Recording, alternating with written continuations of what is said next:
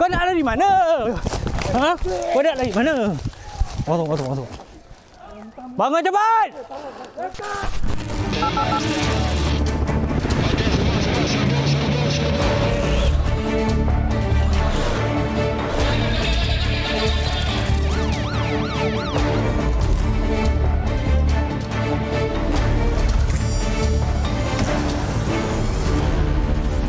Assalamualaikum dan salam sejahtera. Anda sedang menonton 999. Cubaan sindiket perjudian untuk mempergunakan nama polis diraja Malaysia ternyata mengundang pada. Lampu hijau yang menjadi angan-angan mereka dibalas dengan lebih 900 serbuan di peringkat Bukit Aman, kontingen dan daerah. Wartawan Haris Farouk Alex menyertai beberapa siri serbuan judi dalam talian dan op limau digerakkan pasukan D7 Bukit Aman baru-baru ini.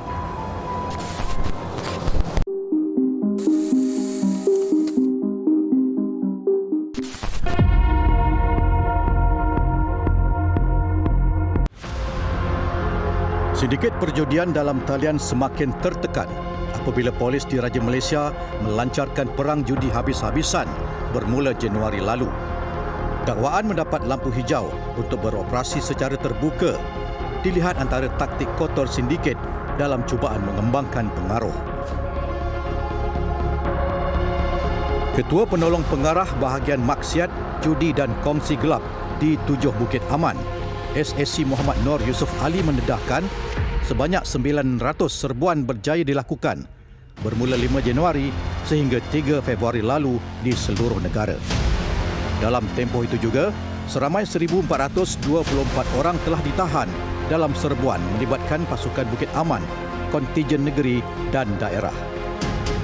Kita telah melancarkan satu operasi khas bermula 5 bulan 1 lagi.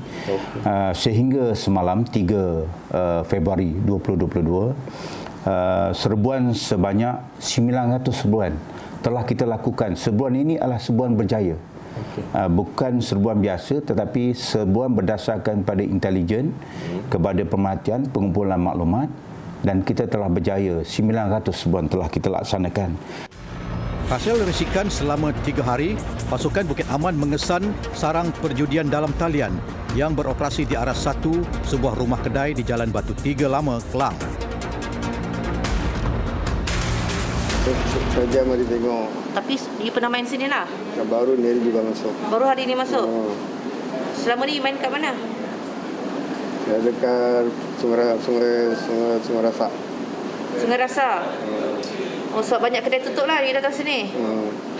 Oh, ada orang bagi tahu ke sini? Tak ada. Saya cari juga. Oh, you sendiri cari juga? Kadang-kadang buka. Dia tak bagi you masuk ke macam mana? Ya lah. Apa sah? Tak kenal saya. Tak kenal. Habis sekarang sudah boleh masuk, dia sudah kenal. Tak. Kawan ada mari dia kenal dia. Bukanlah. Itu kawan kenal sini jaga punya orang. So dia bawa you masuk lah. Premis yang dipercayai beroperasi secara 24 jam ini hanya membenarkan pelanggan tetap memasuki premis untuk bertaruh.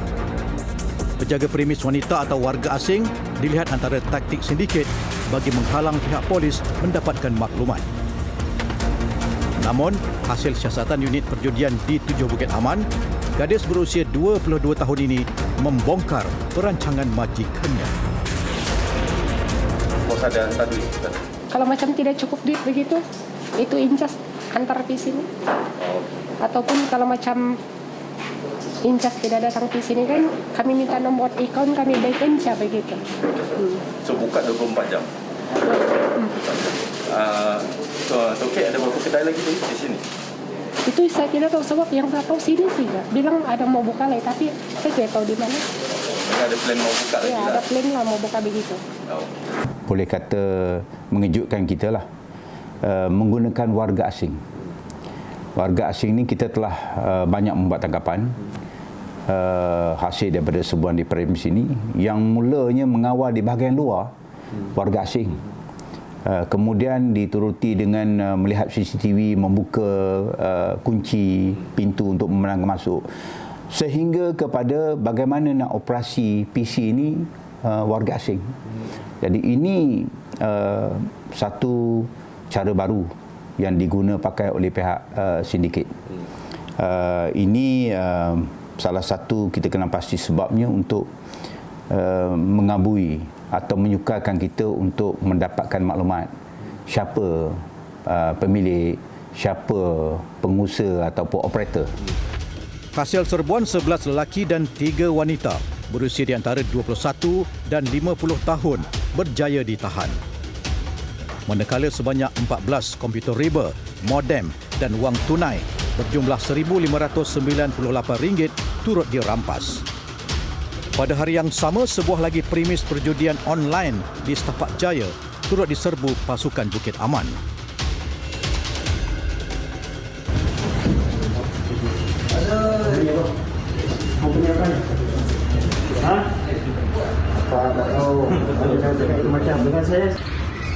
Dalam serbuan ini, seramai 3 lelaki ditahan di premis yang dipercayai telah beroperasi sejak 3 bulan lalu. Menurut SSC Muhammad Nor Yusof Ali, tindakan pemilik premis memberi lampu hijau kepada sindiket perjudian untuk menyewa premis boleh diambil tindakan di bawah Akta Rumah Judi Terbuka 1953. Pemilik premis, dia ada owner dia ada tuan punya. Jadi orang nak masuk sindiket, nak masuk premis ini, dia mungkin melalui orang tengah. Jadi tanggungjawab pemilik premis tidak boleh lari. Ia kekal dan dia mesti bertanggungjawab. Jadi saya ingin mengingatkan, mengambil peluang ini supaya semua pemilik premis kena tengok siapa penyewa, apa aktiviti yang hendak dijalankan. Kadang-kadang mungkin kerana bayaran oleh mungkin melalui orang tengah yang dibayar oleh pihak tertentu secara 6 bulan, secara 1 tahun, ia memberi satu tarikan. Jadi terus saja menerima. Jadi dalam undang-undang pemilik premis ini sekiranya ada cukup bukti bersubahat, dia boleh diambil tindakan di bawah pertuduhan mengikut undang-undang. Ketika musim perayaan Tahun Baru Cina lalu, Op Limau dilancarkan bagi mengekang aktiviti perjudian dalam dan luar bangunan. Sebanyak 45 serbuan berjaya dilakukan, termasuk di sebuah ladang di Kuala Selangor.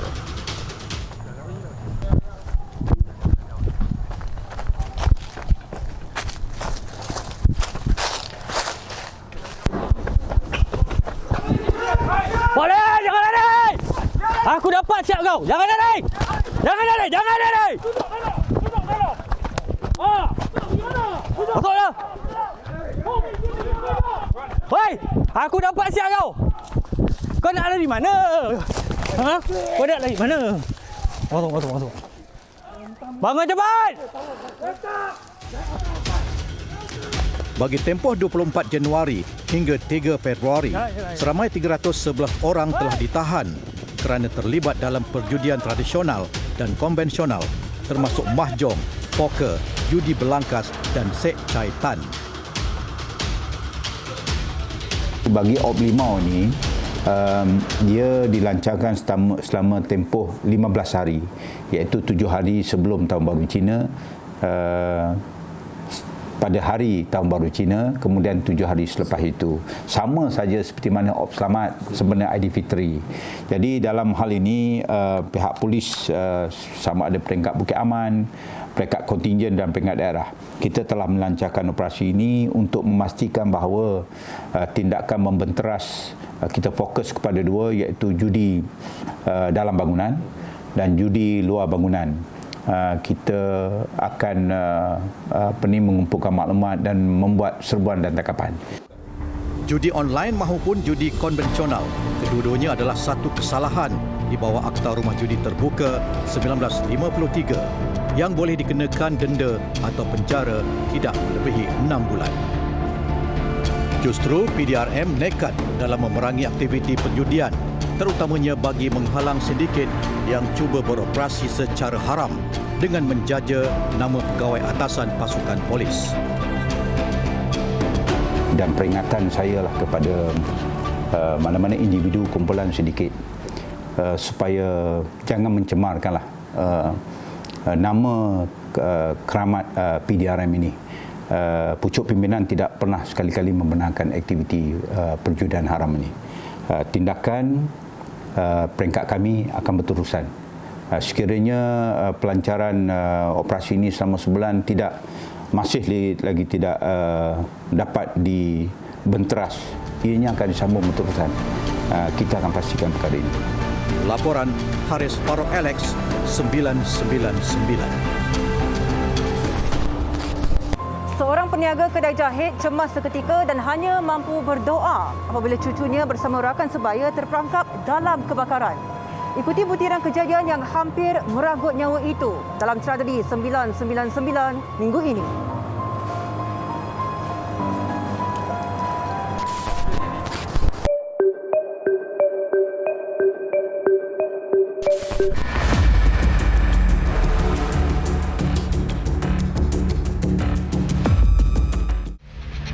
Kebakaran membabitkan sebuah kedai jahitan di Kampung Pengadang Baru, Kuala Terengganu, Khamis lalu. Ketika kejadian, pemilik premis, Murati Embong, 64 tahun, sedang menghadiri majlis perkahwinan anak saudaranya di Kampung Losong.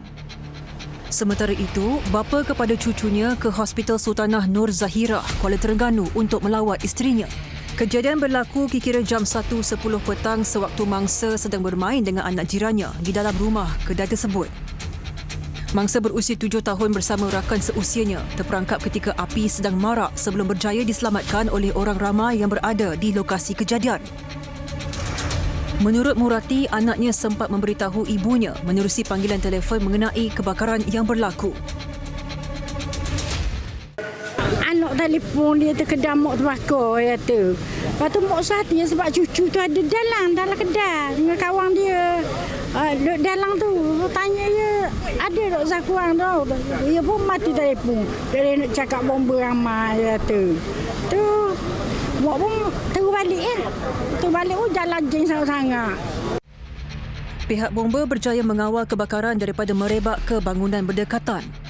Menurut Komandan Operasi PBT-1 Yusmiza Yusof, kebakaran dipercayai merebak dengan cepat akibat api yang menyambar pakaian di dalam kedai selain keadaan cuaca yang panas dan angin kuat. Mangsa mengalami kerugian hampir RM300,000. Punca kebakaran masih dalam siasatan.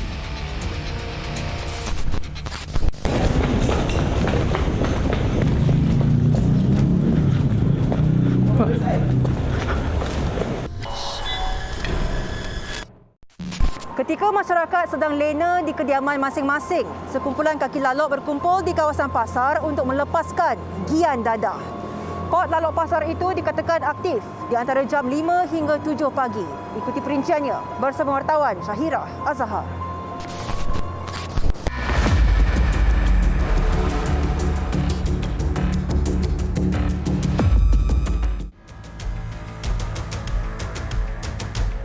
Baru-baru ini, sepasukan polis bahagian siasatan jenayah narkotik Ibu Pejabat Polis Daerah IPD Petaling Jaya menjalankan serbuan di lokasi yang dijadikan sarang penagih dadah.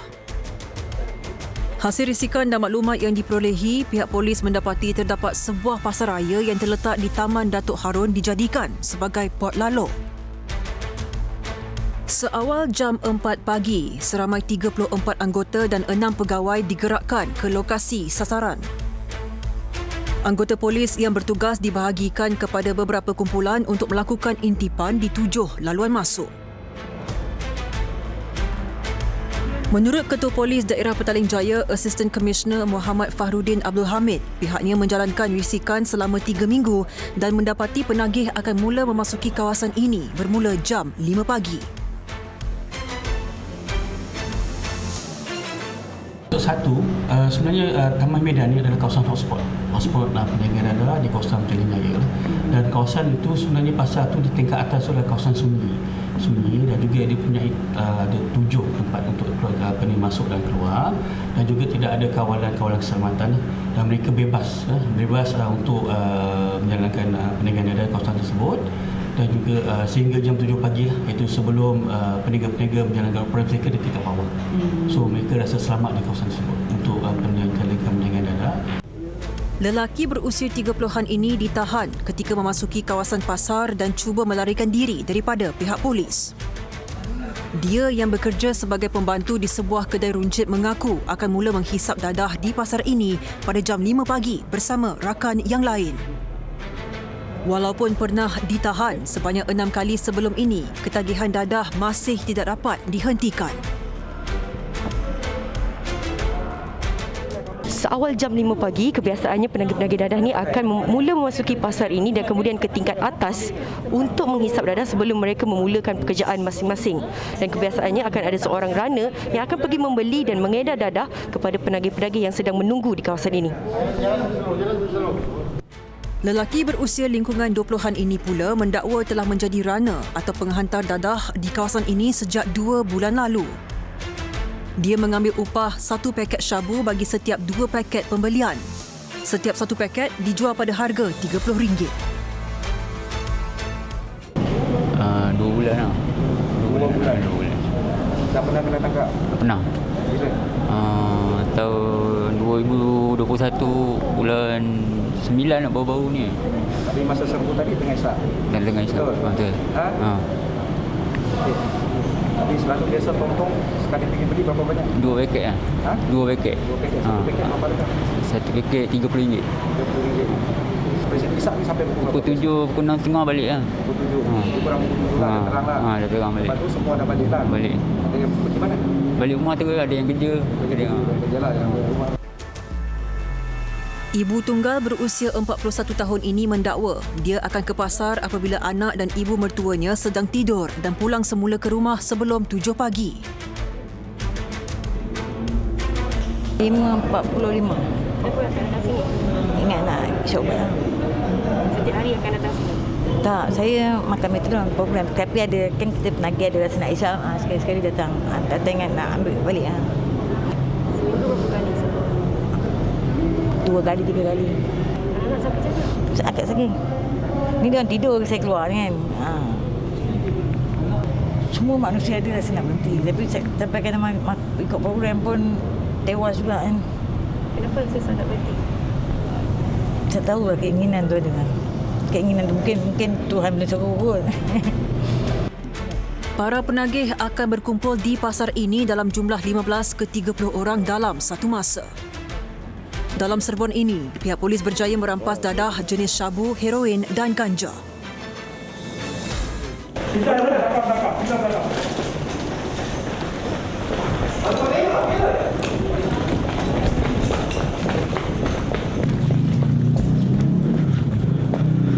Ketika anggota yang bertugas sedang menjalankan pemeriksaan terhadap semua yang ditahan, seorang lelaki berada di luar pasar dikesan cuba untuk memasuki kawasan itu.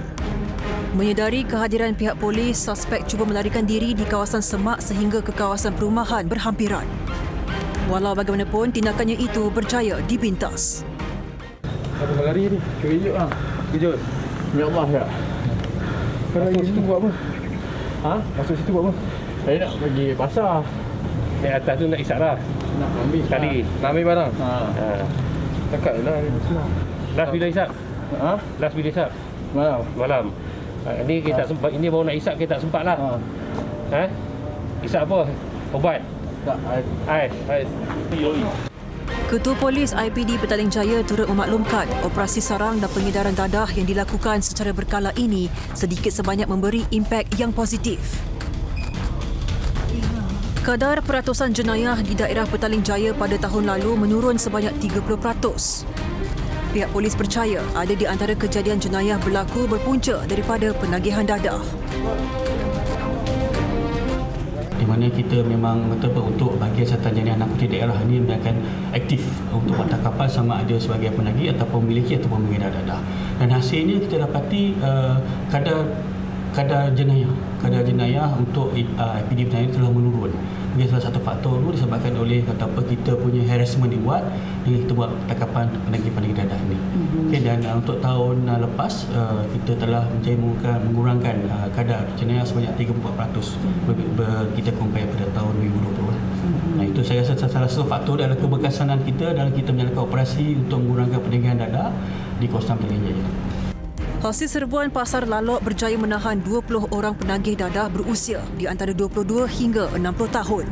Kes disiasat mengikut Akta Dadah Berbahaya 1952. Laporan Syahirah Azhar 999. Tikam isteri sebanyak 34 kali sehingga maut sebelum bertindak membunuh diri. Kejadian di Paya Terubung, Pulau Pinang itu membuka tirai rangkuman kejadian jenayah Seminggu 999.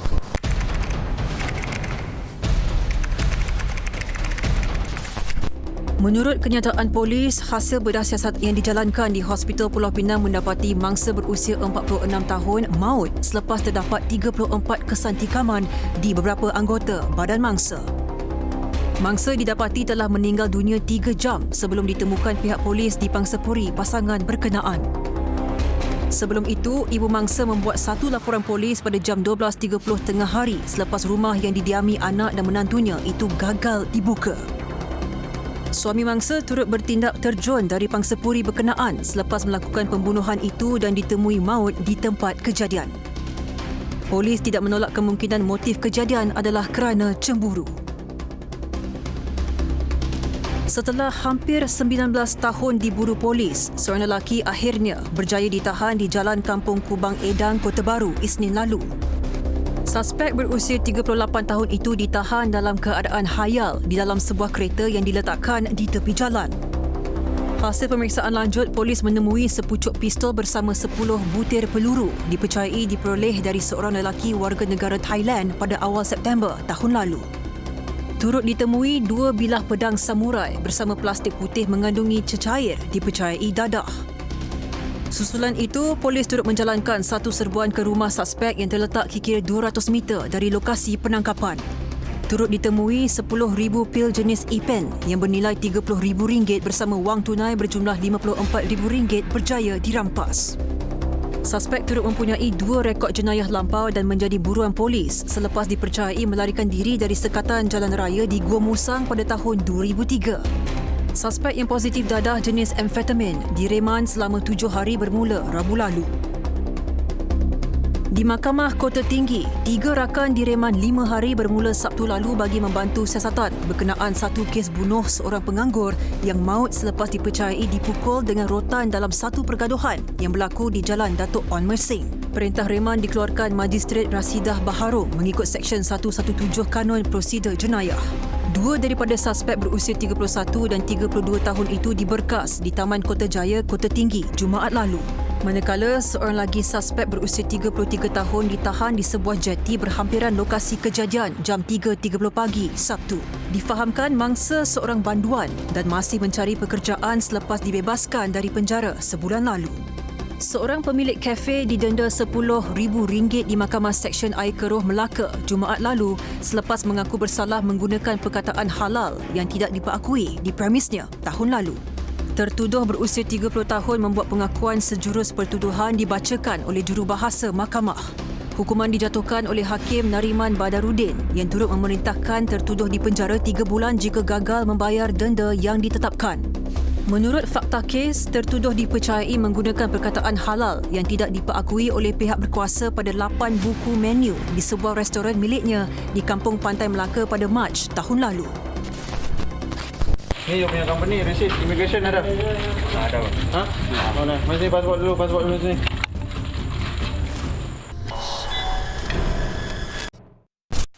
Pamer dokumen, namun butirannya diragui. Seorang pekerja asing di tapak pembinaan gagal meyakinkan pegawai imigresen Melaka gara-gara surat pengesahan program rekalibrasi yang tidak lengkap. Ikuti perinciannya bersama wartawan Haris Farah Alex.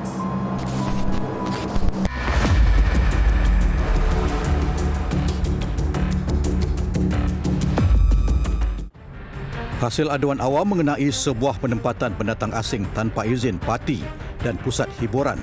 Jabatan Imigresen Malaysia Negeri Melaka melancarkan op padu dan op gegar secara serentak.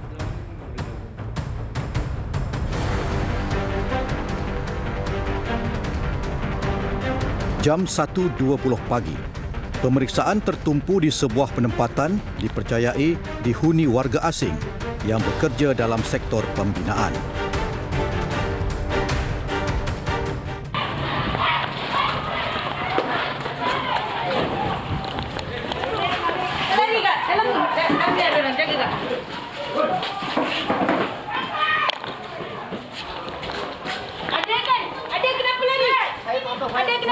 saya pergi baru. Jom. Saya semua arah. Ya, ada. You boleh slow sikit tak? Relax. Relax. Okey. Boleh mana? Langkah tak salah. Tak lari. Ya. Pergi depan. Hasil risikan mendapati lebih 100 warga asing mula menduduki rumah kongsi yang disediakan majikan sejak 5 bulan lalu.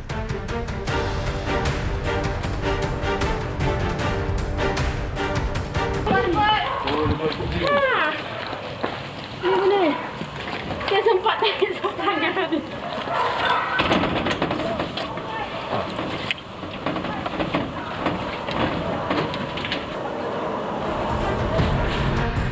Pemeriksaan dokumentasi turut mendapati ada di antara mereka cuba berselindung di sebalik program rekalibrasi tenaga kerja yang dilancarkan Jabatan Imigresen Malaysia tahun lalu. Dokumen yang dipamerkan diragui setelah surat pendaftaran yang disediakan majikan tidak mempunyai tarikh rasmi dan tiada resit pembayaran sebagai bukti.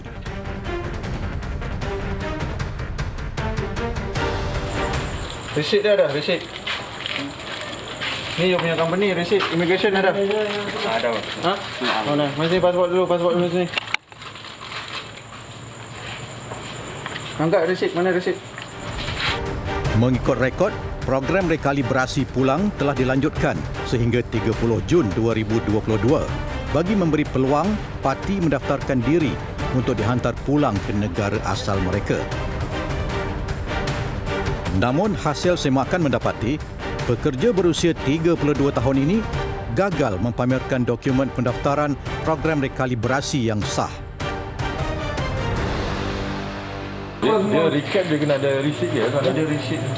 Dia siapa-siapa kalau majikan ni kata dia recap kena ada receipt. Receipt tu daripada immigration. Daripada immigration. Dia bukti dia dah register lah untuk program recap. Okey. Ini daripada syarikat dia saja. Syarikat dia.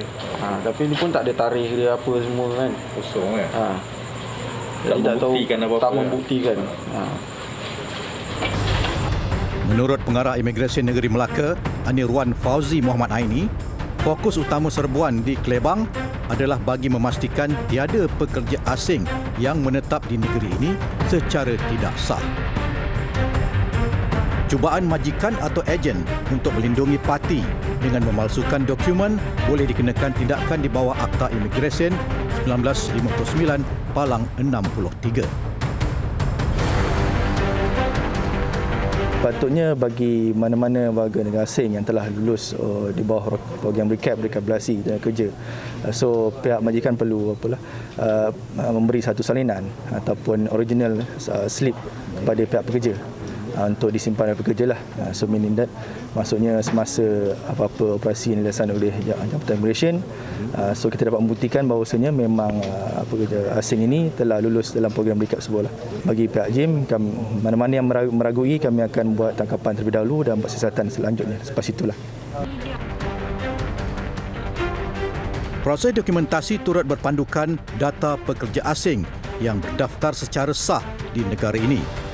Antara kesalahan yang dikenal pasti termasuk tiada dokumen pengenalan diri, tinggal lebih masa dan lain-lain kesalahan yang melanggar Akta Imigresen.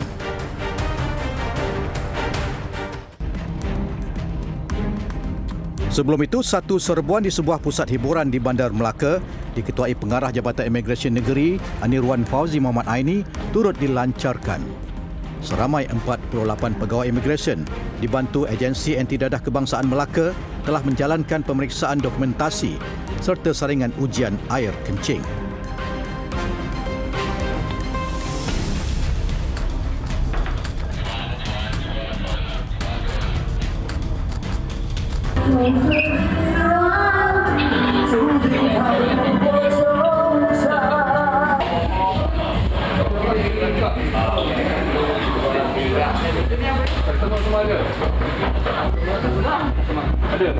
Ada dalam. Bilik nombor berapa? Nombor 3. Lagi? 2. 3 bilik. Bawah ada berapa bilik? 2. Bawah berapa? Atas? 1. Pemeriksaan di 3 buah bilik karaoke mendapati beberapa wanita warga asing dipercayai menjadi gadis pelayan pelanggan. Namun mendakwa kononnya diri mereka adalah teman wanita kepada pelanggan.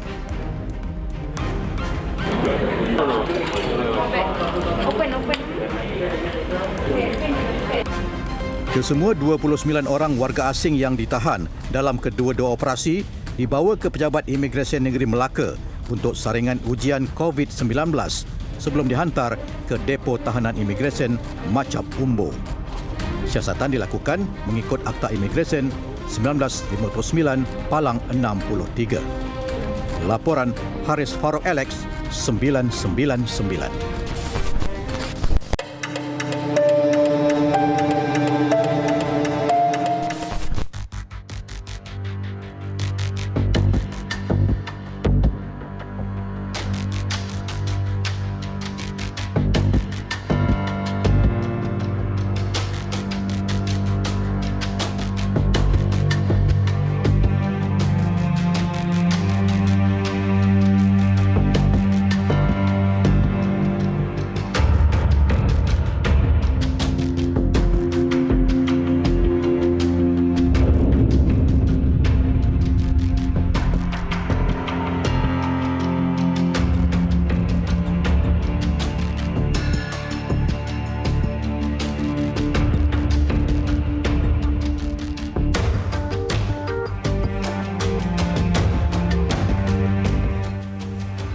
Pencuri persis orang minyak. Dengan hanya berpelitup muka dan tanpa seurat benang, seorang lelaki bertindak memecah masuk sebuah rumah seawal jam 5 pagi di Seksyen 20 Shah Alam, Selangor. Begitupun rakaman kamera litar tertutup CCTV yang dipasang di dalam rumah berjaya merakam aksi berkenaan dan menjadi tular di media sosial sehingga mencecah lebih 20,000 jumlah tontonan di laman Facebook.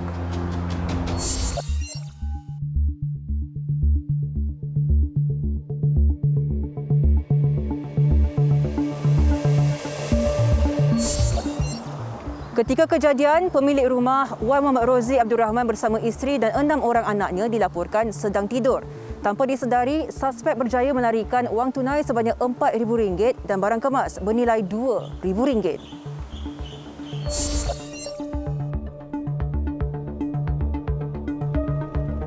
Balik daripada meeting kedai, saya sakit gigi. Saya makan ubat sebiji, saya sakit gigi. Besok nak pergi cabut gigi. Lepas tu, saya tidur awal. Biasa saya tak tidur lagi. Biasa tu. Memang tak dengar langsung. Dia masuk ke pintu belakang. Dalam saya bangun tu dalam pukul 7, pukul 8 macam tu lah. Saya bangun. Saya tengok ada satu bekas emas tu duduk atas meja. Lepas tu saya tengok emas tak ada. Lepas tu saya pergi tengok di wallet duit. Duit pun tak ada. Saya tanya siapa yang angkat barang ni. Yang bekas emas ni. Orang cakap tak ada siapa angkat. Saya dah yakin dah orang masuk dah. Sebab benda tu ada kerap berlaku tu saya pasang CCTV tu. Sebelum ni banyaklah kadang-kadang tong gas, kadang-kadang kasut, kadang-kadang tangga hilang. Kalau kita tak pasang CCTV ni kita tak tahu kata siapa. Memang barang hilang tapi kita tak tahu kata siapa.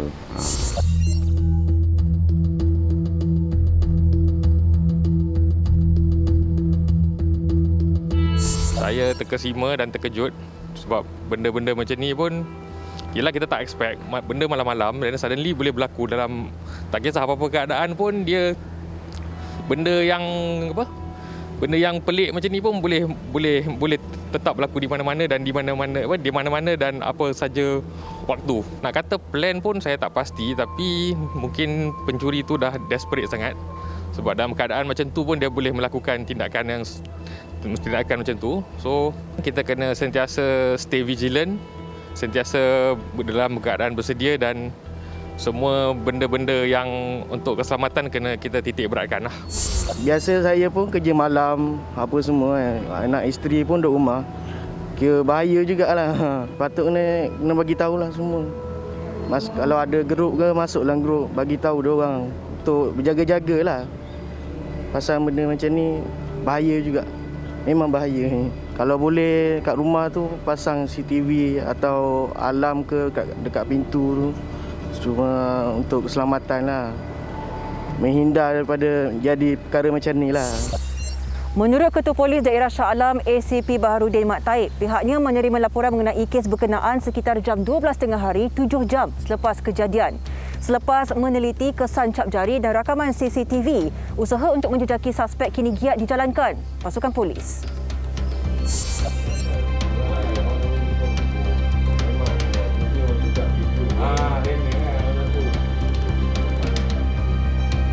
Hasil siasatan kita dapati ada dapat 4 kesan cap jari. So kita tengah menunggu laporan cap jari lah. We are working hard with our counterpart in Bukit Aman. So saya percaya dan saya yakin kita dapat selesaikan dengan cepat lah. Tambah ACP Baharudin lagi, modus operandi kes pecah rumah dalam keadaan berbogel ini adalah pertama kali dilaporkan berlaku di Shah Alam. Ekoran itu, pasukan All Black IPD Shah Alam ditubuhkan bagi mengekang kegiatan jenayah termasuk pecah rumah yang dilaporkan kerap berlaku ketika musim perayaan. Saya menyarankanlah mana-mana rumah, pemilik-pemilik rumah, why not pasanglah CCTV, ya, sama ada di luar ataupun di dalam rumah. Saya yakin benda ni kita boleh mencegah jenayah berlaku di rumah kita. Kes ini disiasat mengikut Seksyen 457 Kanun Keseksaan kerana memecah masuk premis dan suspek boleh dikenakan hukuman penjara maksimum 14 tahun atau didenda atau disebat jika sabit kesalahan. Benda ni orang kata kalau cek dah kata 30 orang saja di dalam. Tak nak orang kata ikut mata kasar saja 30 orang. Sejak kebelakangan ini, kes COVID-19 dilaporkan kembali meningkat, khususnya ketika musim perayaan. Kebanyakan orang awam didapati mengabaikan prosedur operasi standard atau SOP COVID-19. Pasukan All Black, Ibu Pejabat Polis Daerah Shah Alam mempergiatkan operasi bagi memastikan keselamatan penduduk setempat. Ikuti perinciannya bersama wartawan Tun Hizami Hashim.